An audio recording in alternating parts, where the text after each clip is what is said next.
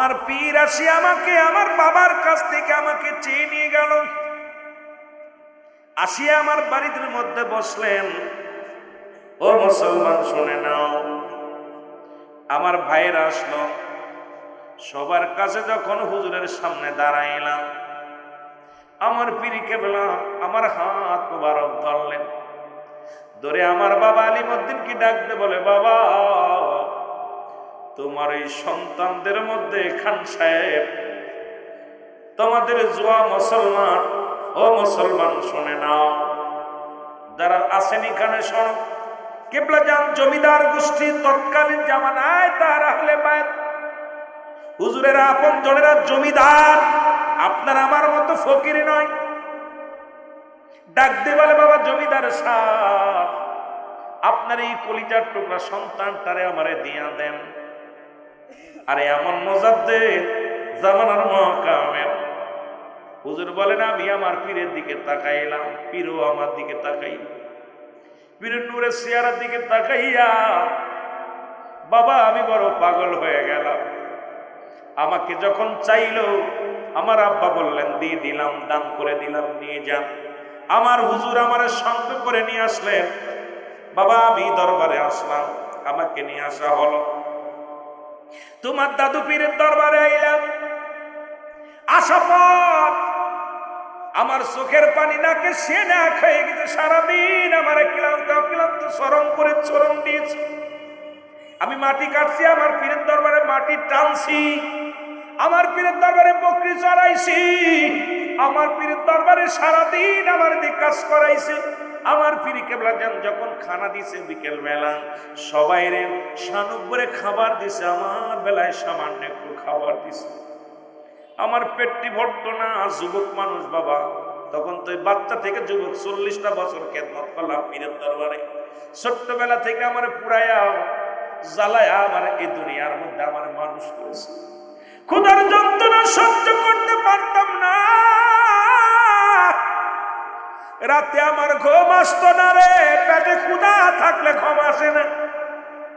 আমার মুর্শিদ আমার কামরার মধ্যে এসে বলতো, বাবা ঘুমাও নাই, যেহেতু চোখে ঘুম নাই মুরাকাবার হালাতে বসো বাবা, মৌলার সন্ধান করো। জোরে জোরে চিল্লায় বলেন মারহাবা।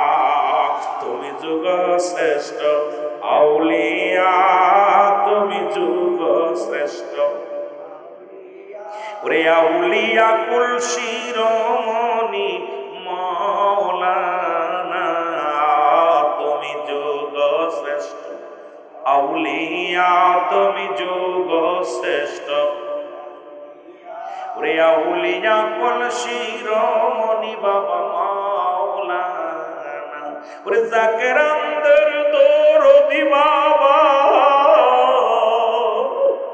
ওরে জাকেরানদের দরদি বাজার, হয় না তোমার তুলনা বাজার, হয় না তোমার না বাবা মাওলানা। বলো যুগ শ্রেষ্ঠ আউলিয়া, তুমি যুগ শ্রেষ্ঠ। রে আউলিয়া কুল শিরোমণি বাবা মাওলানা, বলো আউলিয়া কুল বাবা মাওলানা। বিশ্বের যেথাই যাই গো মুর্শিদ, এমন দরদি আর ভবে পাইলাম না। ওরে দিবানিশি কান্তেন বাজার দিবানিশ, ওরে মুরিদেরও লাগিয়া বাজান, মুরিদেরও লাগিয়া বাবা মাওলানা। বলো যুগ শ্রেষ্ঠ, আরো জোরে যুগ শ্রেষ্ঠ আউলিয়া, যুগ শ্রেষ্ঠ আউলিয়া কুল শিরোমণি মাওলানা। বলো আউলিয়া কুল শিরোমণি। ওরে তোমার প্রেমেতে মুর্শিদ, ওরে তোমার প্রেমেতে মুর্শিদ হইলাম আমরা দেওয়ানা, হইলাম তোমরা দেওয়ানা বাবা মাওলানা। বলো যুগ শ্রেষ্ঠ আউলি আবার যুগ শ্রেষ্ঠ আউলিয়া কুল শিরোমণি মাওলানা। তুমি আউলি আকুল শিরোমণি মাওলানা। ওরে জাকের আন্দর দরদি বাবা, ওরে জাকের আন্দর দরদি বাবা, হয় না তার তুলনা, আরে হয় না, আরো জোরে বলেন হয় না তারু তুলনা বাবা মাওলানা। বলো বিশ্বের শ্রেষ্ঠ আর যুগ শ্রেষ্ঠ আউলিয়া কুল শিরোমণি বাবা মাওলানা। বলো আউলি আকুল শিরোমণি বাজান মাওলানা। এ দুনিয়ার মুসলমান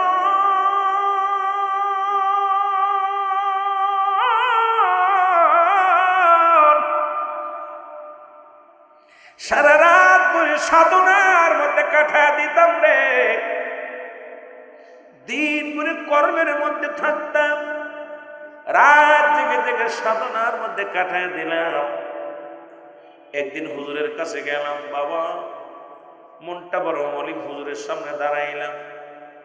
তোমার দাদু পীরের সামনে যখন আমি মলিন মুখে দাঁড়ায় আছি, গায়ের মধ্যে বল নাই, হাঁটতে পারি না, কারণ সারাদিন কষ্ট করি, রাত ভরে জেগে জেগে খোদা তাআলার প্রেমে অন্বেষণ করি, এত কষ্ট করি, সাধনা করি। আমি বললাম হুজুর, হুজুর, যখন হুজুর বলে ডাক দিছি, ডাক দিয়ে বলছি বাবা যান। বলে হাসমত রে, ও হাসমত, তোর বুঝি বড় কষ্ট হয়, সবাই রে পেট ভরে খাবার দি, তোমারে কম দি। ওরে আমার কাছে কি নালিশ নিয়ে আইলাম, কারণ তোমার তো ওই দায়িত্ব দেওয়া হয় নাই, তোমাকে মহা দায়িত্ব রব্বুল আলামিন দান করেছে, যা গোটা বিশ্ববাসীর ব্যথায় চোখের পানি ফেলতে হবে।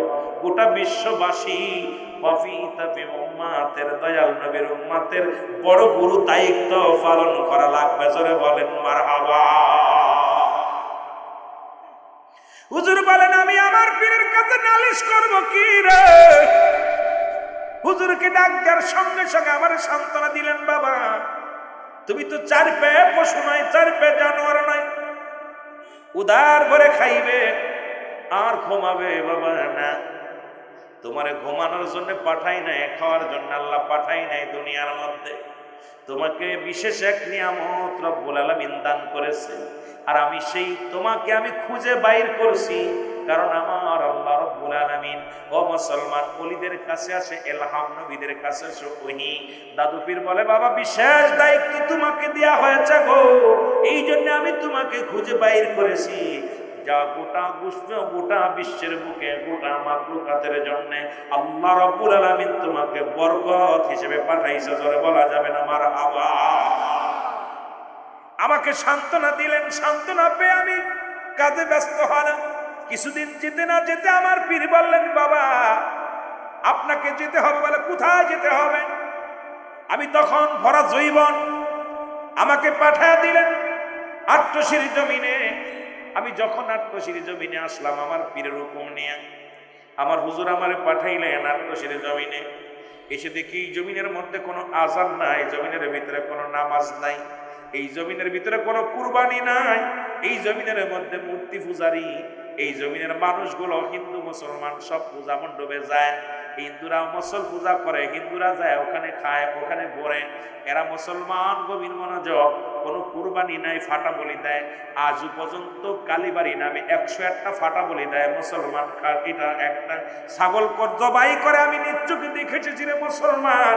কালী ডাক্তার বাড়ির আগে পরে দেখতে আগে কালীবাড়ি নামে একটা জায়গা আছে, যেখানে আজও পর্যন্ত প্রতি বছরে কালী পুজো হয়, যেখানে 101টা ছাগল বলি দেয়া হয়। হুজুর বললেন আমাকে নিয়ে আসা হলো, এখানে আনা হলো। আমি দেখি চারিদিকে হিন্দু রাজ্য, কোথায় আমারে পাঠাইল? মনটা বড় খারাপ, কার কাছে পাঠাইল? কোথায় যাব, কার কাছে দাওয়াত দিব? প্রথম জুম্মার আজান হলো, আজান দিলাম, নিজে আজান দিলাম, আমি নিজে ইমাম। আমার মুসল্লির সংখ্যা হলো 2 জন। কয়জন? জোরে বলেন কয়জন? 2 জন হলো মুসল্লির সংখ্যা, ইমাম হলাম আমি। এরপরে মুসলমান, শুনে নয়, ঈদের আসলো, ঈদ আসলো, ঈদের মুসল্লি 3 জন, আমাকে ধরে মোট 2 জন। যখন আজান পড়ে যায়, মানুষ লাঙ্গল গরু নিয়ে মাঠে যায়। যখন আজান পরে মানুষ উপহাস করে, কিন্তু পূজা মণ্ডপে মুসলমানেরা যা পূজা করে। হিন্দুর ছেলে আর কয়টা যাও, 2টা মুসলমান আছে, সবাই পূজা মণ্ডপ নিয়ে ব্যস্ত। আমি শুধু আজান নয় না কান্দের বলি, জামানার মহাকামে দয়াল পীর রে, আবার কোথায় পাঠাইলা? এই জমিনের মধ্যে আজান নাই, নামাজ নাই, এই জমিনের মধ্যে কোনো ঈদ নাই, এমন একটা জমিনের মধ্যে আমারে পাঠাইলাম। আমি কিছুদিন, একটা সপ্তাহ অপেক্ষা করলাম, আবার আমার পীরের কাছে গেলাম। হুজুরের কাছে যে বললাম, বাবা দয়াল মুর্শিদ গো, আমাকে আপনি যে জায়গা পাঠাইছেন, এখানে যা সম্ভব না, এখানে সত্যের দাওয়াত কেমনে দিব? হুজুর বললেন, বাবা হাসমতে, ও বাবা বড় মাওলানা, এত পেরেশানিত হও কেন, টেনশন করো কেন? একদিন বিশ্বের বুকে, এই আট্টশির জমিনে, এই বিশ্বের বুকে সত্য তরিকার পতাকা গোটা বিশ্বের বুকে জ্বলবে। ওই জমিন থেকে সারা বিশ্বে প্রচার হবে। জোরে জোরে বলো মারহাবা। ও তার প্রচার কেন্দ্র মদিনাতে, সুইজ থাকে মুর্শিদের হাতে। প্রচার কেন্দ্র মদিনাতে, সুইজ থাকে মুর্শিদের হাতে। পীরের দেলে দিল মিশায়ে, পীরের দেলে দিল মিশায়ে, সেন্টার ধরালো শিখিয়ে। পীরের দেলে দিল মিশায়ে, সেন্টার ধরালো শিখিয়ে। দেখবি সে তা পরাণ পিয়া, কি চমৎকার নাচে গায়। আজব দর্শন টেলিভিশন দেখবি যদি আয় রে যায়, বলো আজব দর্শন টেলি। আছে অনুরাগীর আলখারা, এক জোড়া ব্যাটারি ভরায়। আছে অনুরাগীর আলখারা, এক জোড়া ব্যাটারি ভরা। বাজিছেতে সর্বদাই আজব দর্শন টেলিভিশন দেখবি যদি আয় রে আয়, বলো আজব দর্শন। আরো জোরে বলেন আজব দর্শন টেলিভিশন।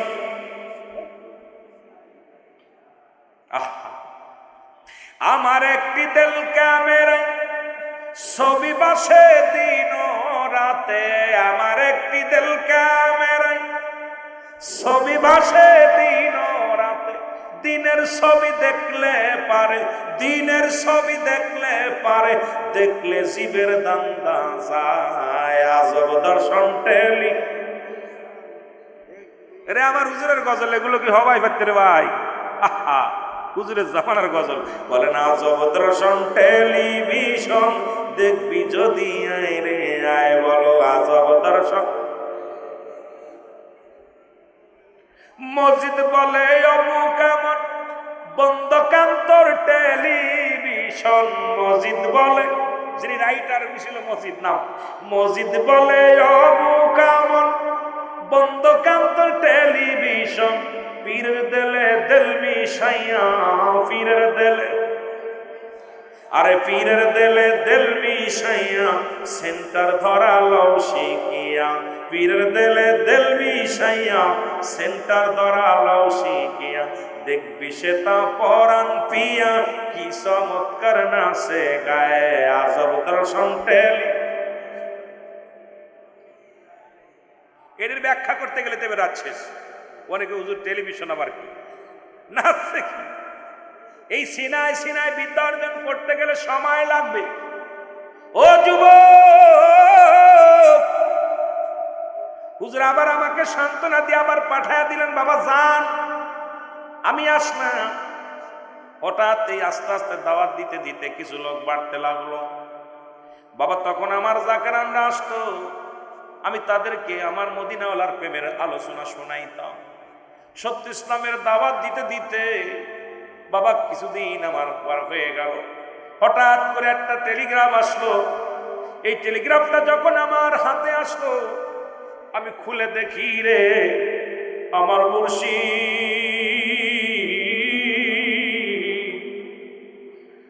আমার এতিম বানায় চলে গেছে।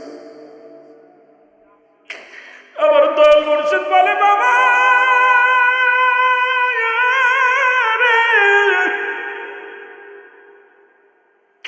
ওই টেলিগ্রামটা যখন আমি পাইলাম, শুনি যে আমার মুর্শিদ আর দুনিয়ার মধ্যে নাই রে। আমি আমার পীরকে হারানো কত শুনে নিজের ধৈর্য ধরতে পারি নাই বাবা। একটা দিন নয়, দুটো দিন নয়, 40টা দিন আমি অনাহারে, 40 দিন আমি কোনো খানা খাই নাই।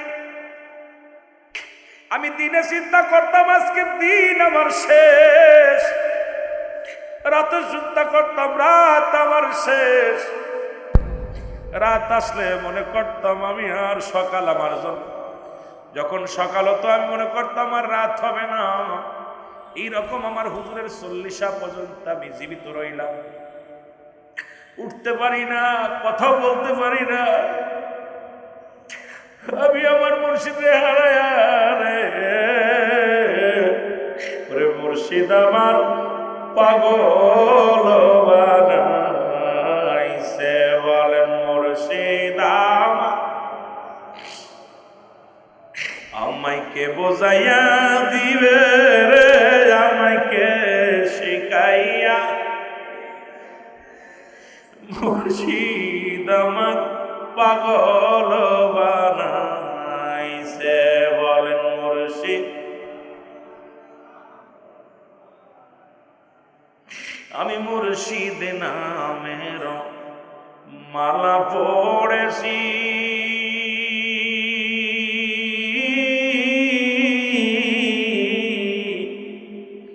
নিন্দুকেরও কত জ্বালা বাজান গায়ে শোয়েছি। ওরে যে যা বলে বলুক রে মুর্শিদ আমায়, যে যা বলে বলুক রে মুর্শিদ আমায়, তোমার পাগল হইয়াছি মুর্শিদ আমার। আরো জোরে বলেন বাজান আমার পাগল। আমি চাই না ধন জ্ঞান যত কুলমা, মুর্শিদ আমার পরাণের পর। ওই আমি চাই না যতমান যত কুলমা,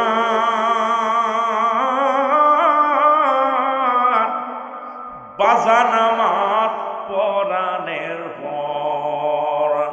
ওরে বাজালের দেলে দিল মিশালে, বাবার দেলে দিল মিশালে হইবে তোর কোনো, ওই হইবে তোর দেলেতে নূর বান্ধব আমার পাগল বানাইছে। বলেন মুর্শিদ আরো জোরে বলেন বাজান আমার পাগল বানাই। পীর মুরিদির ওয়াজ সব জায়গায় করাও যায় না, কারণ এই সমস্ত তরিকাতের আলোচনা করতে গেলে মানুষগুলো লাগে, তরিকাতের মানুষগুলো পাগলদের লাগে। উলুবনে মুক্তা সরানো না উত্তম, কিন্তু মুর্শিদের আজকে তরিকাতের মাহফিল, এই পাগলদের তো কিছু কথা বলতে হয়। হুজুর বললেন আমি সকাল 40টা দিন অনাহারে শুধু একটু পানি খাই, সিজদার মধ্যে কাটা দিই রে, সিজদার মধ্যে কাটা দিই। এরপরে আমার পীরের 40 পালন করার জন্য আমি রওনা দিলাম। আমি মনে করছি হুজুরের 40 দিনের মাথায় বুঝি আমি আর বাঁচবো না, আমি বুঝি মারা যাব। কিন্তু 40 পালন করার জন্য নৌকা ভাড়া করলাম। নৌকার মধ্যে উঠলাম, আমার মুরিদানরা আমার খাদেমরা আমাকে হাতাশিং করে নৌকার মধ্যে উঠানো হলো। মনে করলাম যদিও যাইতে পারি হুজুরের সামনে যদি মরণটা হয়, আমার জীবনটা বড় ধন্য। যদি কোন রকম নিয়ত করলাম আর দোয়া করলাম, আল্লাহ আমার পীরের কদমে যেন আমার মরণটা হয়, আমার পীরের পর্যন্ত যেন আমি যেতে পারি। যেহেতু 40টা দিন আমি অনাহারে আছি, আমার পীরের 40 পালন হবে আজকে, আর আজকে যেন আমার মরণ হয়, তবে পীরের দরবার পর্যন্ত আমাকে যেন নিয়ে যেও আল্লাহ। এটা বলে নৌকার মধ্যে উঠলাম। তোমার আম্মা জান, বড় আম্মা জানের উরুতের পর মাথা মোবারক রাখলাম, এইভাবে রওনা দিলাম। আমি মাছ নদীতে মধ্যে যখন নৌকাটা চলল, সঙ্গে সঙ্গে আমি বেহুশ হয়ে গেলাম। এরপর আর কিছু জানি না বাবা। হঠাৎ আমি স্বপ্নের মধ্যে দেখি আমার দয়াল পীর আমার মাথার মধ্যে আমার হাত বুলাইয়া দিয়ে বলছে, বাবা হাসমত রে, আমি তোরে রেখে এসেছি রে বাবা, তুই না খেয়ে 40টা দিন না খেয়ে আসি।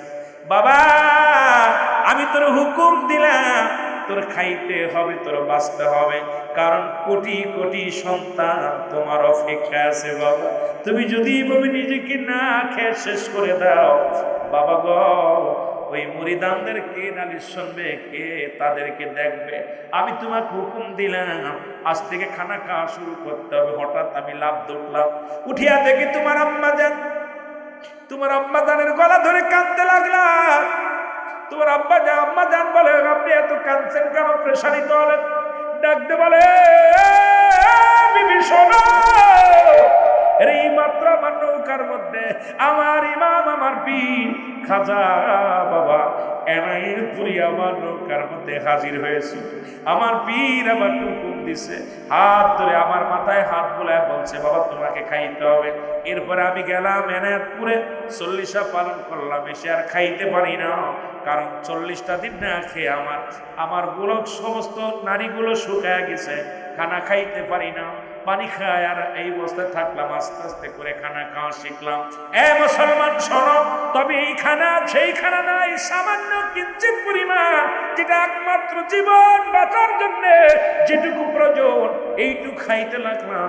হঠাৎ একদিন বাবা মুসলমান বাবারা আমার পীর, আমি হুজরার মধ্যে জাকেরানদের ধ্যানে পড়ে আসি, তোমার দাদু পীর আমার পীর কেবলা আমাকে ডাকতে বলে, বাবা হাসমত শুধু এমনি খেও না, কারণ তুমি যদি এইরকম উদার করে খাও, কোটি কোটি জাকেরানদেরকে খাওয়াবে। বাবা ওই দিন থেকে আমি একবারই খানা ছেড়ে দিলাম। এরপরে সামান্য 1 লোকমা খাবার খাই, রাত্রিবেলা 1 লোকমা খাবার, সকালবেলা 1 লোকমা খাবার। আর বেশিরভাগই আমি রোজা থাকি, বেশিরভাগই আমি উপোস থাকি, রোজা রাখি। বছরে মুসলমান সারা বছরের মধ্যে বেশিরভাগই ইবাদতের মধ্যে কাটায়। আর মুরিদানদের নিয়ে চোখের পানি ছেড়ে ছেড়ে কান্দি আমার বাবারা আমার। সেই মহান পীরের ওরস শরীফ 2026 সাল আমি আপনাদের অনুরোধ করে যাব, যেহেতু আমার পীর জীবন দশায় সারা জীবন তার পীরের মুরিদ, তার পীরের ওরস শরীফ পালন করেছে, মুসলমান ফাতিহা শরীফ পালন করেছে। আমার পীর তার পীরের জন্য যেমন কাঁদছে, আমরা আমার পীর যাকে আমরা আমার পীরের মুরিদ। সুতরাং 26 সালে মহাপবিত্র বিশ্ব ওরস শরীফ উদযাপন হবে। আপনাদেরকে মেসেজটা দিয়ে যায়, জান এবং মাল কুরবানি করে ব্যতিক্রম ওরস শরীফ, কারণে বছর এই বছরটা হবে ব্যতিক্রম ওরস শরীফ। যে ওরস শরীফে আপনাদের দেওয়ার জন্য অনুরোধ করতেছি, কোন ডান বামে তাকানোর সময় নাই। কারণ যখন মুরিদ হয়েছেন, হুজুর বলছে, বাবা মাস পারলে সপ্তাহে একবার আসবেন, না পারলে মাসে একবার আসবেন, না পারলে আপনি 6 মাস পরে আসবেন, যদি নাও পারেন মহাপবিত্র বিশ্ব ওরস শরীফ কাজা করবেন না। আজকে যারা ওরস শরীফ কাজা করে বড় বড় কথা বলে, আমি বলি তোমরা এখনো মুরিদ হতে পারো নাই। যেদিকে যাও দুঃখ নাই, যে দল করো দুঃখ নাই, তবে একটা দাবি করে যাব, মুজাদ্দেদের মুরিদ সন্তান বলে দাবি করতে হলে মহাপবিত্র ওরস শরীফ কাজা করা যাবে না। জোরে বলেন ঠিক কিনা? সেই ওরস শরীফ হবে আমার পীরের দরবারে, কারণ আপন পীর যেখানে শুয়ে আছে আমরা সবাই যেতে চাই সেই দরবারে। ও যুবক বন্ধুরা আমার শুনে নাও, এইরকম আমার চাচা মিয়া জান এবার বলেছি, এবার ব্যতিক্রম মাহফিল, কারণ এই বছরটা হবে ব্যতিক্রম মহাপবিত্র বিশ্ব ওরস শরীফ 2026 সাল। কারণ আপনাদের এই মেসেজটা আমি দিয়ে যাই, কারণ জানুয়ারি মাসের 15-র ভিতরে মহাপবিত্র বিশ্ব ওরস শরীফ হবে। এই ওরস শরীফের দাওয়াত দিলাম আপনাদেরকে, সবাই দাওয়াত পাইছেন নি? যারা বলেন পাইছেন। সুতরাং তাও আপনাদের অনেক টাইম খেয়ে ফেলেছি, কারণ 11:30টায় মোনাজাত, ওয়াজ করলে হবে না। ওয়াজ করলে সারা রাত আপনারা শুনবেন। আপনারা যারা সেই বেনাফলতে আইছেন, সারসাতে আইছেন, জিকরগাছা থেকে আসছেন, আপনার সেই ইসির থেকে বাগারপাড়া থেকে আসছেন, কোতোয়ালি থেকে আসছেন, এই মানুষগুলো যাইতে তাদের কষ্ট হবে। আমি ওয়াজ করব, আপনারা শুনবেন, মজা লাগবে, কিন্তু যাবার সময় কষ্ট হবে, ফজরের নামাজ কাজা যাবে। এইরকম মন মাইনতা নিয়ে আমি বসি নাই। যদি সময় পায় আপনাদেরকে নিয়ে আলোচনা শোনাইব, তবে আপনাদের ক্ষমা চাই, আপনারা আলোচনাটা মুখ্য বিষয় না হাজিরা দিছেন। আল্লাহ যেন আপনাদের হাজিরা কবুল করে, সকল বলে আমি। অনেক ওয়াজ ইউটিউবিতে আছে, দেখছেন আপনারা, যুবকদের ওয়াজ, মা বাবার ওয়াজ, বাস্তবতা নিয়ে যত আলোচনা, ইউটিউব খুললে রুহুল আমিন সিদ্দিকের হাজার হাজার ওয়াজ। যেহেতু আমি আপনাদের অনেকে আশা আছে রুহুল আমিন সিদ্দিকে আইছে, একটু ব্যতিক্রম ওয়াজ শুনবো, কিন্তু বাজান রে সময় স্বল্পতার কারণে আমি আমার পীরের কথাটা মেসেজ দিতে পারলাম না। কারণ আমি এইটুকু মেসেজ দিয়ে গেলাম, সেটা হলো নূহ আলাইহিস সালামের কিস্তির সঙ্গে তুলনা করেছে এই বর্তমান যে অবস্থা চলতেছে। যেমন আপনারা মুরগি দেখছেন না, মুরগি যখন সিলে যখন ছো মারে তার বাচ্চাদেরকে পাকনার নিচে রাখে, যেটা বলেন ঠিক কিনা? আমরা আমার মুজাদ্দেদের সন্তান, আমরাও মুরগির বাচ্চা। সেই বাচ্চার ন্যায় আমাদের মাথার উপরে মুজাদ্দেদের আহলে বায়াত মুজাদ্দেদ সাহেব পাকনা হয়ে আছে। সেই পাকনার নিচেই থাকতে চাই কি চাই না? আরো যারা বলেন চাই কি চাই না? আমি অনুরোধ করব যে আপনারা কেউ ডানে বামে তাকাবেন না। যখন যে হুকুম আসে সেই হুকুম পালন করবেন, সেই হুকুম পালন করবেন। যখন দরবার শরীফ থেকে যে হুকুম আসে সেই হুকুম পালন করবেন। সামনে নির্বাচন, আপনারা কোনো দিকে ভেঙে পড়বেন না, কারণ সব দিক সবাই হিসাব করে কথা বলবেন, হিসাব করে চলবেন। পৃথিবী, সারা পৃথিবী আমাদের, আমরা কারণ নয়, যারা বলেন ঠিক কিনা? সারা পৃথিবী আমাদের, আমরা ব্যক্তিজন কারণ হয়ে যাই না, এটা আপনারা খেয়াল রাখবেন। আমরা কোনো ব্যক্তি পূজারীর জন্য না হই, আমরা সবাই সারা পৃথিবী আমার পীর কেবলা জানের মুখাপেক্ষী, যারা বলেন ঠিক কিনা? জাকেররা, আমরা যেন ব্যক্তি পূজারী না হয়ে যায়, ওদিকে লক্ষ্য রাখবেন। আমি আপনাদেরকে বলে গেলাম একটা কথা। আরেকটা কথা হলো হুজুর আমার মিয়া ভাইজানের মেসেজ আমি আপনাকে দিয়ে যাই। মেসেজটা এই বছর আমাদের সঙ্গে যেটা কথা হয়েছে, এই কথাটা আপনাদের জানাই দিয়ে যায়। সেটা হলো, ভাইজান মহোদয় সাসামিয়া বলছে, যদি কোনো জাকের রহমত পালন করে, পাক্কালাম ফাতিহা শরীফ পরে 5 ওয়াক্ত সালাত আদায় করে, হালাল খাদ্য খায়, তরিকাতের ওজিফাগুলো পালন করে, সে যদি ক্ষতিগ্রস্ত হয়, এটার দায়ভার আমরা নিব। আর যদি কোনো জাকের এই ওজিফা, কালাম, পাক্কালাম, ফাতিহা শরীফ, খতম শরীফ, ওজিফা পালন করে না, সে যদি ক্ষতিগ্রস্ত হয়, এর দায়ভার আমাদের না। এক কথা বোঝেননি? এদের দায়ভার আমাদের না। সুতরাং যারা আটশির মুরিদ, আজ থেকে 5 ওয়াক্ত নামাজ আদায় করবেন। নামাজ যারা পড়বেন না, আটশিতে যাবেন না। যারা নামাজ শরিয়া ঘুষ খাবেন, আটশি যাবেন না। যারা সুদখোর, আটশি যাবেন না। যারা জিনাখোর, তারা আটশি যাবেন না। যারা চগলখুরি, তারা আটশি যাবেন না। কারণ আটশি দরবারে গেলে যদি আপনি মানুষ না হতে পারেন, ওই অমানুষের প্রয়োজন নাই, যারা বলেন ঠিক কিনা? এই অমানুষগুলোর দরকার নাই।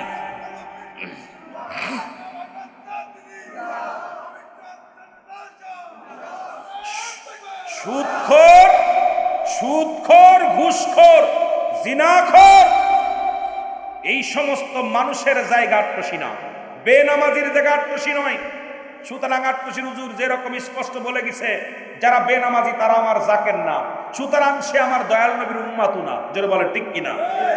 নামাজ কাফের এবং মুসলমানদের মধ্যে পার্থক্য হলো নামাজ। আপনি নামাজ পড়েন না, কিসের মুরিদ? আপনি নামাজ পড়েন না, কিসের উম্মত? সুতরাং আপনার নামাজের সঙ্গে হলো সম্পর্ক মুসলমানের, যারা বলেন ঠিক কিনা? এই জন্য আমার পীর ভাই সাক্ষী জাহাঙ্গীর ভাই, আমির গুনাগার, একদম মার ফেরতে পড়ি ছোট্টবেলা থেকে দরবারে। আমার আপনারা যারা চিনেন, আমি সারা জীবন ধরে হুজুরের গান গাইলে আমি শেষ করতে পারি না। অনেকেই রুহুল আমিন ভাইজান, এদিকে চাচা মিয়া বলে সিদ্দিকী সাহ, মিয়া ভাইজান বলে মেজে ভাইজান, সবাই বলতো সিদ্দিকী সাহ, তুই তো বাড়ির মানুষ। কারণ আমার মতো ছোট থাকতে আমার মনে হয় দরবারে এখন যারা আছে, এটা আমার গর্ব লাগে। এত ছোট থাকতে আমি যে আমার পিস চলে যাবে আমার ছেড়ে, আমি জানতাম না, বুঝতে পারিনি। তখন কত না ভিতরে গেছি আইছি, আমার বাচ্চার মতো ছোট থাকতে আমি ল্যাংটা অবস্থায় আটশি, আমার ভাইদের কোলে চলে গেছি। আপনারা যারা দেখছেন আবুল হাসান যশোরী সাহেব মার কোলে করে ধরছে, আমি গজল গাইছি, সেই রুহুল আমিন আমি। তা এদিনই বলতেছিল যে রুহুল আমিন বিশ্ব জাকের মঞ্জিল এই দরবারে কেবলাজান হুজুর যে কি নিয়ে আসছিলেন, সে পৃথিবীর মধ্যে কি নিয়ে আসছে, এই দরবার শরীফে কখনো সে নেতা হওয়ার জন্য আসে নাই। সে দরবার শরীফটা সে নবীজির গোলাম, আল্লাহ রসুলের গোলাম হিসেবে এই দুনিয়ার মধ্যে আবির্ভাব হয়েছিল। সারা জীবন নবীজির গোলামি করে গেছে, আল্লাহর দাসত্ব করে গেছে। আপনারাও ওইদিকে খেয়াল রাখবেন, দয়াল নবীর প্রেম ভালোবাসার মধ্যে ডুবাই দিবেন মানুষদেরকে, দয়াল নবীর ভালোবাসার মধ্যে থাকতে বলবেন। আর দয়াল নবী যদি একবার কারোর হয়ে যায় তার তো টেনশন নাই, আল্লাহর হয়ে যাবে। জোরে বলেন না ঠিক কিনা? আরো জোরে বলেন ঠিক কিনা? সুতরাং মেসেজটা হলো, আমি আপনাদেরকে বারবার জানিয়ে দিয়ে যাই, মিয়া ভাইজান মুজাদ্দিদি সাহেবের মেসেজ, চাচা মিয়ার মেসেজ, সেটা হলো আপনারা হালাল খাদ্য খাবেন, হালাল খাদ্য খাবেন। কোনো হট্টগোল, কোনো দল কেন্দ্রিক হবেন না, কোনো দল কেন্দ্রিক হবেন না, কোনো ব্যক্তি পূজারী হবেন না। কারণ সমাজে চলতে গেলে যাকে দিয়ে আপনার মঙ্গল হবে সেদিকে আপনি খেয়াল করবেন। ওই আপনি চলবেন ডান দিকে বাম দিকে বিপদ আসবে। এই ঘোর মুসিবাতের দিনে আপনারা কারুর এইরকম সরাসরি এমন কোনো কাজ করবেন না যে দ্বারা আপনি ক্ষতিগ্রস্ত হয়ে যাবেন। 2 নাম্বার হলো আমলের বিষয়। চাচামি আপনারা শুনলে খুশি হবেন, এখন বেশিরভাগ অনেক সময় চাচামি ইমামতি করে। আমরা আলেমদের সামনে গাই এই সূরাটা বলেন দি, এটা তাফসির কি হবে বড় চাচা জান।